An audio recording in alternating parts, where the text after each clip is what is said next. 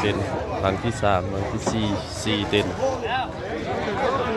พื้นที่ก็ห้อมเต็มเบิดพี่น้องเลยพื้นที่เบิดคนก็หลายพอสมควรมันมีทั้งตลาดนัดน้ำแล้วก็คนมาปุบตู่ปุบผางน้ำเนาะมันก็เลยหลายทั้งนั้นตลาดนัดทั้งนั้นอันนี้คนมาซอยเวียซอยงานร่างกลางเต็นเป็นรังสุดท้ายกลางคือได้3รังตัวนี้กลางเต็นให้รับเขกรับคนนั่งตัวนี้เป็นกลางเต็นใส่กองบุญตัวนี้ใส่กองบุญตัวนี้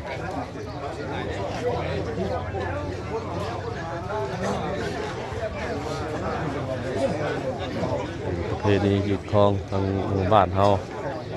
มือนี้เป็นมือกะเกียมแล้วก็มาซอยงานกันแบบนี้แหละมาซอยกะเกียมมาเตรียมพร้อมนะเป็นมือเตรียมพร้อมเนาะมืออื่นเนี่ยเป็นมือบุญชาวบ้านเลยมาเต้ารวมกันมาซอยเรือกันเจ้าเฮ็ดอันนั้นคอยเฮ็ดอันนี้มาซอยกันแบบนี้แหละ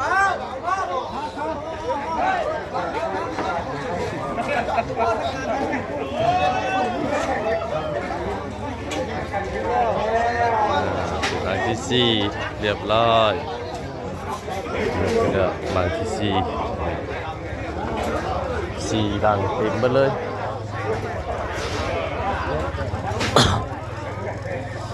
3ลังเต็นนี่ไว้ต้อนรับแขกรับคนที่มานั่งรับประทานอาหารหรือมาซอยเวียนซอยงาน